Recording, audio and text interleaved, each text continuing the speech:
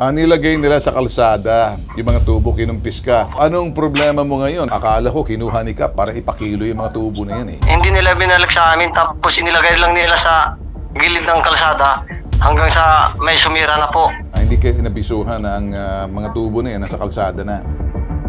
So gantihan kayo, tinanggal yung tubo ninyo, nitong si Mrs. Mariano, kayo naman sa lupain ng tatay mo, hindi nyo pinadaan yung sinasabing tubig papunta sa sakahan itong sila Mariano. Kayo walang tubig sa gripo, sila naman walang tubig sa palayan. Tama? Opo, parang Parang Opo, gano'n. sir. Pareho lang naman pasaway itong mga tao na to.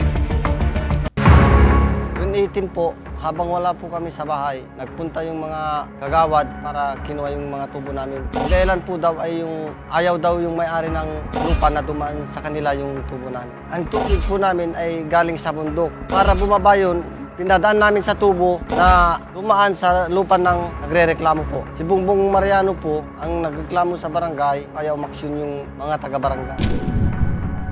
Dito po kami humingi po ng tulong kung bakit ganun ang ginawa nila sa tubo namin. Nangyari po doon, pumunta ako ng barangay para i-claim yung tubo namin. Ang sabi ng barangay, kakasuhan ko na lang daw yung kapitan kasi siya mismo ang nagpatanggal ng tubo namin.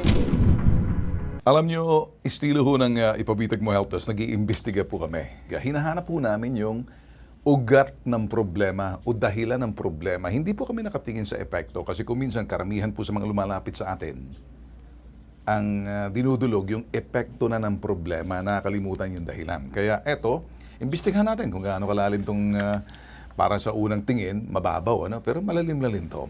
Si Kaplayo Bastilon, inareklamo po kayo dahil doon sa mga tubo raw na kinumpis ka nyo ata.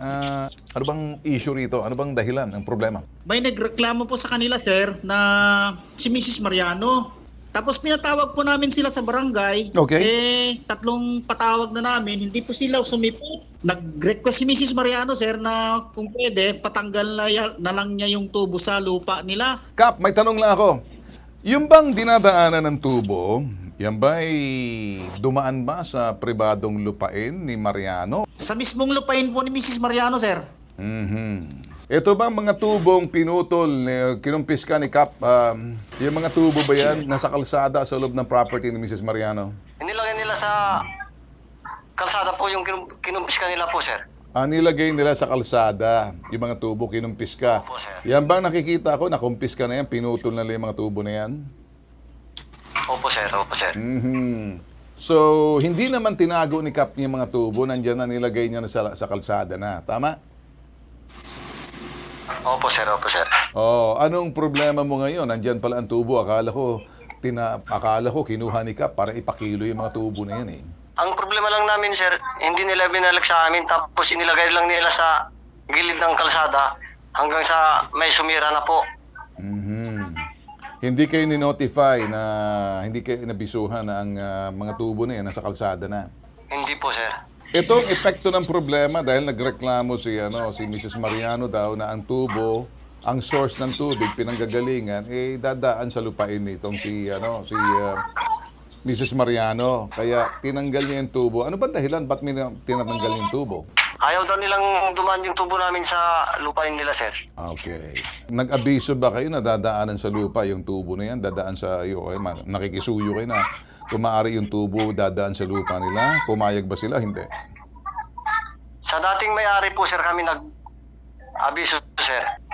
Yung pinambilan nila, sir, mga patay na sila. Hindi dati sa kanila yan po, sir.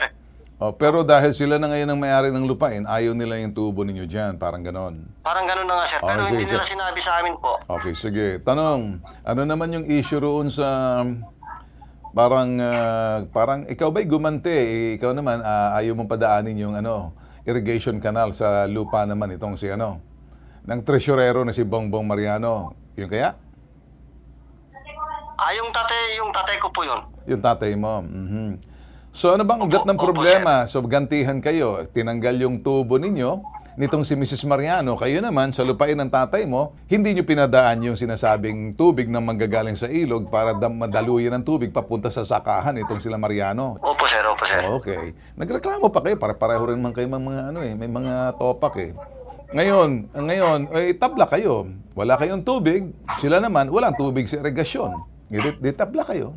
Status ko, kayo walang tubig sa gripo, sila naman walang tubig sa palayan. Tama? Opo, parang ganun. Parang Opo, gano'n. sir. Pareho lang naman pasaway itong mga tao na to. So, anong solusyon mo ngayon? May inimbitahan namin si Rick Marquez lahat ng Bakit sa pamilya palagay nila, mo, sir, pag pero naimbitahan mo, masusolve mo yung problema? hindi magpag-usapan sa barangay, sir, kung anong solusyon. Sa palagay mo, ikaw ang ama ng barangay, anong solusyon makikita mo? Ikaw una muna magbibigay ng solusyon. Kaya nga, sir, pinatawag ko sila pero hindi sila sumipot eh. Aha. So ngayon, kung hindi sumipot, certificate of file action yan, legal action. Tama? Yes po, sir. Di pag-ayusin mo na lang sila. Pinatanggal namin yung tubo para i-connect sa walang problema. Okay? Kinonekta niyo ba? Gusto namin. Kinonekta niyo ba, Kap? Sabi namin, sir, pupunta sila sa Purok Leader para i-connecta doon sa Purok Leader. Okay. So, anong nangyari? Hindi mo ma-solve-solve? Hindi naman sila sumisipot, sir eh. O di siguro ayaw nila, ibig sabihin wala ka magagawa. Talaga, sir. Okay, ngayon, pagdating naman doon sa irrigation, wala ka rin magagawa. Kap, saan idadaan yung tubo ngayon nitong si Mrs. Mariano nang gagaling sa ilog? Hindi ba dadaanan din yung lupain nitong si Rick Marquez o tatay nila? Hindi na, sir. Hindi na. Niliko, sir. Niliko. Ililiko na. O di, Yes, sir. di kung gano'n, di tabla, iliko na lang. Kasi ngayon, kung may tubo na yan galing sa ilog, hindi na pwedeng pakialaman niya ng mga kaanak nitong sila Rick Marquez kasi hindi na duman sa lupain nila. Tama? Yes po. Okay. O ikaw naman, Rick, wag mo nang pakialaman yung tubo kung wala naman dinaduman sa sa palayan ninyo, sa lupa ninyo. Okay na ba sa'yo, Rick? Ay, hindi talaga po, sir. Wala na kaming karapatan doon. Okay. So, ang gusto mo lang, bayaran ka sa tubo. Sana po, sir. Kasi napasira na nila yung kinumpas ka nila eh. Ilang residenteng naapektuhan diyan sa sinasabing lintek na tubo na yan? Ay, pansarili lang namin po. Pang sir. sarili nyo. Sila lang. Sila lang. Ngayon, hindi ba pwede mapagkasundo na yung irrigation padaanin sa inyo in exchange may tubo kayong makukuha at may ilalagay pa rin doon sa spring na gusto ninyo? Ayon po sa tatay ko po, ayaw na niya kasi... O, Kung wag ayaw na niya, edi Tapos sir, na. wag na kayo mag-expect na may makukuha pa kayo doon sa mismong Okay. source. Okay. Kasi lupa naman nila yon. Kung ano yung desisyon mo, rerespetuhin namin. Huwag ka nang lumapit sa amin kasi kayo rin naman palang hirap kausap eh. Kap, maraming salamat at wala kang magagawa dyan. At bigyan mo lang ng certificate to file action dahil ayaw magbigayan at ayaw rin naman itong nagrereklamo. So status ko na yan. May mga bagay na kung minsan hindi mo talaga mapapag-ayos dahil yung ugat ng problema, ayaw nila resolbahin. Yun ang sinasabi ko kanina sa umpisa pa lang. Ang Sir, nakatingin salamat tayo po. sa epekto ng problema lang. Mahirap naman pag sa epekto. Hindi ba, Kap? Opo, sir. Opo. May solusyon ka Salamat, naman. sir. Ayaw naman nila. Ayaw nung nagrereklamo.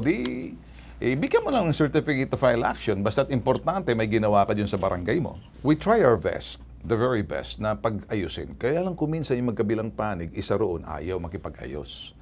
Nakita mo? Yes. May ginawa naman si Kap. In fairness si Kap, di ba? Meron siyang solusyon. Punta ka doon sa Purok Leader. Nagbigay siya ng solusyon sa both sides. Etong si Mrs. Mariano, binigyan ng option na pwede ka kumuha ng tubo, i-divert mo na lang, iwasan yung lupa. Oo. Doon naman sa isa, pwede ka pumunta sa Purok Leader. Alam nyo, pag maliit na tao talaga sa ibaba ang nagreklamo, malaking bagay yan. Nararamdaman agad. Yung mga malalaki, mga politiko, mga away-away dyan, yung mga corruption dyan, pagdating doon sa yung mga flood control, yan naman yung mga kalakuhan dyan eh. At yung iba pa dyan, yung mga nagmamagaling, kunyari, nagsasabi na, mga moralista na ganitong ginagawa nila, pag titingnan mo, naku, Mario Joseph naman, mababaho. Ba't ba tayo napunta riyan? Teka muna tayo. Ito na.